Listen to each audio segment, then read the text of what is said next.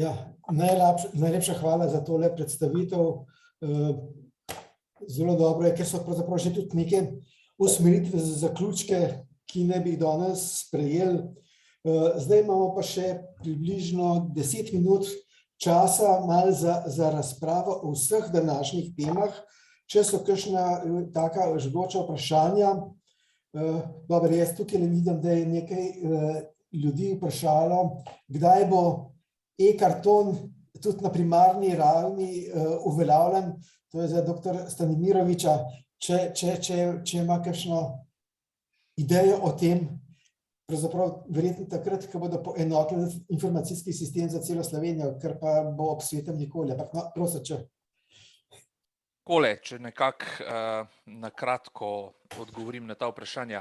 Poglejte, elektronski karton je v tej fazi, kjer smo, tako kot sem rekel, ko imamo enotno infrastrukturo e-zdravja in ko imamo skupne gradnike za izmenjavo podatkov, je še najmanj tehnološko vprašanje. Torej, ne vem, če se razumemo, elektronski karton danes je predvsem vsebinsko vprašanje. Torej, opredelitev strani stroke, kateri dokumenti sodijo v elektronski karton, kateri podatkovni modeli sodijo v te dokumente, kateri šifranti, kakšne zaloge vrednosti in seveda vse to mora biti sprejeto konsenzualno nekje na nacionalni ravni, da bo imelo neko legitimnost med vsemi strokovnjaki, ki naj bi uporabljali to zadevo. Kar se tiče tehničnega okvirja, je ta tehnični okvir že dan z centralnim registrom podatkov o pacientih. Torej, mi smo že v nekih začetnih pogovorih z Zdravstveno zbornico Slovenije, da se oblikujejo neke delovne skupine, ki bi pristopile k oblikovanju teh dokumentov in temu se reče v bistvu v tej IT terminologiji templateov za določene dokumente znotraj zdravstvenega kartona. Ob tej priložnosti vas tudi seveda vse vabim, da se vključite v to pobudo, ko bo ta pobuda stekla in to je pravzaprav lahko zelo hiter in učinkovit pristop, če se zadeve organizirajo in ekipirajo dobro. Ja, hvala lepa. Potem imam tukaj še eno vprašanje. O prehodu otrok od družinskim zdravnikom za odraslo populacijo. Kdaj, pri kateri starosti ne bi bilo, ampak vse to mislim, da je itak že določeno z 18 letom, če se ne motim, je to približno tako. Ja, 19 let je meja, ko naj bi otroci prešli v odraslost. Res je to obdobje nekako kritično, ker se nekako včasih izgubi ta povezava med pediatrom in pa družinskim zdravnikom. In potem včasih se tudi zgodi, da potem preobstoječe zdravljenje se pač čisto iz nekih takih naključnih dogodkov potem prekine, kar je pač velika škoda. Tukaj mislim, da pač je priložnost, da kontinuiteta nekako se ne izgubi. To se nam dogaja tudi pri kakšni drugi kronični bolezni, recimo pri astmi, kjer so pač otroci zdravljeni, potem pa nimajo težav in pač seveda jih ni in jih sistem izgubi. Se opravičujem.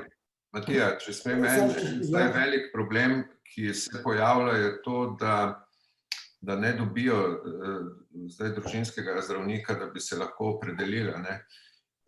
In pa tudi določeni pacienti, to lahko sam povem, ko so pač pol prešli, so bili zelo navezani na pediatre. Tako da Urh in družba, Tadej, Nataša in vsi ti so zelo priljubljeni, tako da mnogi bi kar tam ostali še nekaj časa. Ker nas ne poznajo, ampak... Ne. Aloka ste soglasen. Glejte, imamo služne izkušnje iz sladkorno boleznijo, ker je to zgledno urejeno, imamo celo tranzicijske klinike skupaj. Bistvo je, da otroci pri 19 letih frontalnega režnja nimajo mieliniziranega in jih odganjati v odrasla okolja je seveda strokovna napaka. Zato se v normalnem svetu to dogaja med 21 in 24 letom in pri vedno več kroničnih boleznih seveda tudi pri nas. ko tak otrok odraste in je zrel, da gre, me nič več ne mara, ne mene, ne urha, ampak enostavno z veseljem gre v odraslo družbo, ko je za to zrel. Eni so malo prej, eni malo kasneje. Kakršnokoli posiljevanje na tem področju, to so zdaj vse stroke ugotovile, a ne pa seveda škodi, tako kot je Marija rekla, ker jih izgubimo. Trenutno je dejansko majčkeno težko, zaradi tega, ker je primarna medicina v taki stiski, je pa res, da ta težke vedno premestimo kolegom internistom, a ne, in tle se mi zdi pa, da nam gre malo boljši, a ne, z vašimi kolegi mlajšimi, mislim, da imamo kar stik. Jaz bi, ker sem že glih pri besedi, ne, rekel, idealno pa bi bilo, če bi imeli seveda elektronsko bazo enotno, in jaz bi res apeliral, se pravičujem, Dalibor se zelo trudi, a ne, to je prva prioriteta, dajmo, če bomo eno stvar sklenili po tem celem dnevu, a ne, dajmo reči, da se nekdo more zavzeti za to enotno elektronsko, ne vem, kartoteko ali kakorkoli boste temu rekli v državi na primarnem nivoju, ker to bi sprožilo tudi enoten zajem podatkov za katerikoli register, ne, če bi bila noter diagnoza pravilna in tako naprej. Tako da, dajmo reči, saj mi smo to malo lipidologi, pa malo metabolni, pa ne vem kaj, ampak v resnici v tej državi najprej rabimo enotno, a ne, se pravi elektronsko kartoteko ljudi. Na primarnem nivoju govorim, ne, to je vprašanje, kdaj bo to na primarnem nivoju, ja, kje pa bo, če ne na primarnem nivoju, jaz ne vem, a ne. In šele, ko to imamo, ne, potem seveda lahko vse tole mi veliko lažje, pa tudi bolj uspešno gradimo, v čemer se menimo. Tako da, jaz bi morda predlagal, če bi bili za to ljudje sodelujoči, ne, da bi dali apel ministrstvu iz tega srečanja, a ne, in še komu, ki je za to odgovoren, tudi, a ne, kabinetu ministrskega predsednika, da je prva prioriteta, a ne, se pravi, takojšnja vzpostavitev elektronske kartoteke na nivoju države. In jaz bi tudi rekel, a ne, Dalibor je prijazen, pa prav bomo skupine ustanavljali. Jaz, ko slišim, da se skupina ustanavlja, dobim urtike. A ne, dobesedno dobim urtike. Mislim, ne veste, kaj se dogaja z redkimi boleznimi, ko je en človek lahko že eno leto ustavlja kompleten razvoj registra redkih bolezni, a ne. Samo iz hudobije, prosim, a ne. To se pravi, jaz sem proti komisijam, a ne, jaz sem za to, da ljudje, ki to znajo, ki jih vodi Dalibor, z komando države to vzpostavi, pa mirna Bosna, smo včasih rekli, resnično, prosim, ker zgubljamo čas in energijo, a ne. Če ste za to res eno kratko notico pišemo, lejte, cel dan smo sedeli skupaj, a ne, in smo videli, a ne, da po vsem tem, kar je bilo rečeno, je prva prioriteta elektronska, a ne, se pravi, karton ali kakor boste to poimenovali. Tako, na nivoju države, a ne, seveda začenši na primarni ravni, da se razumemo, a ne. In mi prispevamo rastne krivulje, ki imamo elektronske, enkratne svoje in že vem, da jih lahko, tako da damo takoj nek čip, ne, čip in, da boste videli, kako otroci rasejo. Najlepša hvala. Ja, sej se ve, kaj Churchill rekel v komisijah, ne? Tako. A lahko sam kratek odziv na izvajanje dr. Battelina. Ja, hvala, se poglejte, se v veliki meri strinjam. A veste, jaz sem bil del celotnega postopka in še preden smo začeli z registrom redkih bolezni, je bilo vsem nam, ki delamo na tem področju, jasno, kako bojo zadeve tekle in tudi kako se bodo razvile. In ja, ta primer je dober v bistvu, kako se ne sme delati v teh primerih, ne. Kar se tiče prioritizacije, bi pa seveda se strinjal z profesor Battelinom, ta zadeva, elektronski zdravstveni karton je top prioriteta in je tudi v strateškem smislu prioriteta in mislim, da se tega vsi mi, ki delamo na tem področju, zavedamo. Se pa strinjam, da ena taka kratka notica oziroma en poziv, spodbuda naši politiki pa nikoli ne škodi. Ja, poglejte, nedvomno, verjetno to je tudi eden od namen današnje te okrogle mize, da nekaj takih impulzov damo, znotraj tega pa glede na to, da se mi pač zdaj malo bolj fokusiramo na hiperlipidemije, mislim, da del tega bodočega kartona seveda bodo tudi mogli biti neki vstopi v registre in kreiranje registrov in tisto, kar jaz mislim, da je blazo pomembno, je, da kazalnike kakovosti usmerimo v te registre, da bo pravzaprav kakovost izkazana, ker boš ti pri posamezniku ali v pri njegovih izbranih pacientih dokazano zmanjšal določene kritične zadeve, od urejenosti hipertenzije ali pa urejenosti dislipidemije ali pa urejenosti krvnega sladkorja. Skratka, da bodo to znaki kakovosti, ne pa število pregledov. Potem pa pride do tega, ker imamo trenutno, da imamo mi ogromno podatkov, ker noben ne ve za njih, ker so pač spravljeni v predalih v posamični referenčni ambulanti. Potem, kot sem zdaj jaz lahko danes razbral tudi v diskusiji, bom rekel, povedano je bilo, 1,400,000 pregledov je v referenčni ambulanti, ampak analizo ste pa naredili na tisočih in podatki iz teh tisočih so bistveno drugačni, kot so podatki iz tistih, ko je bil večji pul zajet. Skratka, to kaže, da ne govorimo o tistem, kar je pa v letopisu NIJZ napisan, ki je totalno, ki je za moje pojme kriminal, da to sploh objavijo. Matija, če te lahko sam prekinem, čim imaš ti elektronsko kartona, kakor to imenuješ, vsi programi, ki smo jih do zdaj pilotno delali, znajo brati elektronski karton, bojo sami ven pobirali. To se pravi, nič se ne splača bolj, kot elektronski karton narediti, ker od tam naprej je vse jasno. Ta open platform v bistvu ti kodira praktično vse v medicini in pol je tudi vse prenosljivo v mednarodne registre. Tako da jaz resno mislim, jaz ne vem kdo, a lahko enega zadolžimo, ker ponavadi, če ni ben zadolžen, se bolj počasi dogaja. Jaz imam en predlog, jaz Zlatko, tako najbolj eminentnega med nami bi zadolžil, da ene 3 točke priprav za kabinet predsednika vlade pa za ministra.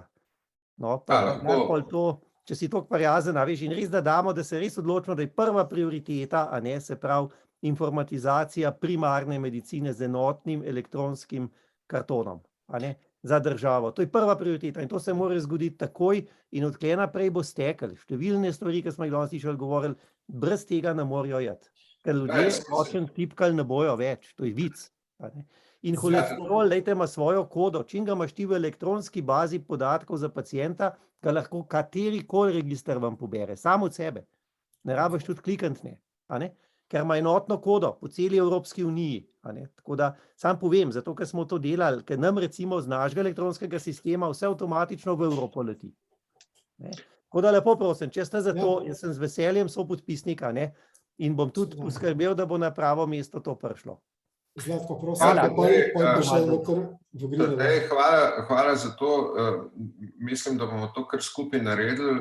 Jaz mislim, da zdaj ta svet za digitalizacijo, ki je ustanovljen, oziroma urad za digitalizacijo, je primeren naslov in drugo, ne nazadnje, tudi sredstva za digitalizacijo zdravstva v okviru tega načrta za okrevanje in odpornost. Mislim, da bi lahko si to privoščili. Tam je kar nekaj sredstev in kot si sam rekel, če bi nam to ratali, je to ključ do vsega, potem bo vse zletel. Tako da jaz absolutno se strinjam. Doktor Vogrinova. Ja, jaz se zelo, zelo lepo zahvaljujem profesor Battelinu in vsem ostalim za to naklonjenost v bistvu vzpostavitvi elektronskega kartona. Ampak ena informacija, mi smo Polonca in tisti, ki smo bili zelo intenzivno vključeni v pripravljanje pravilnika, novele pravilnika o preventivnem zdravstvenem varstvu na primarni ravni, smo hkrati tudi zelo prizadevali, da bi v bistvu digitalizacija tekla v isti smeri. In kolikor nam je znano, je Strateški svet za digitalizacijo že predlagal vladi v bistvu enotni elektronski karton za našo preventivno dejavnost. Rezerviranih je, kolikor vem, 3,5 milijone sredstev za to. In treba je to v bistvu spomniti ministra, treba je spomniti v bistvu politike, da to je že na neki način osnovano. In če bojo treba zbirati, kje se uvesti elektronski karton, najprej je to seveda smiselno pri otrocih in mladostnikih, ker bo otroka ta karton spremljal celo življenje naprej. Bolj smiselno, kot da se začne to v starosti. Bernarda, dovolj, da te prekinem, pa veš, da sem zagrizen pediater. Ampak v tem primeru rabimo enoten karton za vse. Absolutno se strinjam. Ne bo delal. In če imamo Absolutno se in če jaz poznam in res čestitam, torej se poklonim temu, kar ste naredili, a ne na NIJZ-ju za to. Ampak dejstvo je, če hočejo to za template vzeti za vse, ne. Ampak v resnici moramo skupaj stopiti in apelirati na enoten karton elektronski za primarno zdravstvo. Pa ga bomo mi razširili pa nadgradili za pediatrijo, pa za preventivne preglede in se to sam gor dodajaš module, to je easy. Ampak dokler nimaš hrbtenice, tudi pediatrija ne bo delala. In to mora biti potem vidno družinskemu zdravniku oziroma splošnemu zdravniku naprej. Brez tega ne moreš sistema vzpostaviti. In jaz sem zelo vesel, da imamo, ampak ne jeti parcialno. Tukaj moramo stopiti skupaj in reči, rabimo takoj en karton za vse ljudi v tej državi. In očitno trkamo na odprta vrata. Ja, pa brez skrbi, da bom jaz vpil, mi pa hočemo še to v pediatriji in tako naprej, tako kot smo naredili v našemu, izpeku, ki je v bistvu za pediatrijo daleč najboljši dela. Ampak čisto resno, dajmo se skupaj stopiti zdaj, enkrat za spremembo v tej državi. Pa reči, prosim lepo, vsi mislimo od 0 do 120 let, ostali pa ne mislijo več, en enoten karton, ki ga rabimo nujno takoj zdaj. Konc. Doktor Dovnik je šele roko dvignil, tle vidim. Najlepša hvala. Jaz bi pa samo še malo zahvaljujem se vam za krasen popoldan in marsikaj novega, kar sem zvedel. Dajmo biti še bolj samozavestni, čeprav to je na meji utopije. Jaz sem to že 4 ministrom povedal, treba bi bilo imeti v državi enoten software, ne samo karton. Torej, mi imamo 5 ali 6 programskih hiš, ki zelo dobro živijo iz naslova zdravstva in velikanska težava je potem kompatibilnost teh sistemov vzpostaviti. Dosti boljše bi bilo, če bi šli v poziv državi, da uvede enovit program, na katerega bi se vsi izvajalci zdravstvene dejavnosti, ne samo mi, ki smo na kruhu ZZZS-ja, vendar vsi, ki delamo, priklapljali. Jaz mislim, da to bi bila še boljša ideja, pa se bojim seveda, da ne bo uspela, ampak z več koncev, ko bo pobuda prišla, boljše je. Hvala lepa. Dovolite samo še repliko, Igor, seveda, Igor, hvala ti za to, se strinjam, ampak če tako rečeš, v startu dobiš 6 sovražnikov. Če pa rečeš, da država razpis za enoten, se bo mogel pa prijaviti in en bo zbran. In je konc te debate, se pravi, jaz ne bi štartal, dajmo enega zbrati, ker to bo reklo, 7 jih je, 6 jih odpade, pa imaš vojno, in je nemogoče. Dajmo obratno reči, država razvije enoten karton elektronski za primarno raven, enoten za vse, da ven razpis in tisti, ki bo na razpisu uspel, ga bo imel.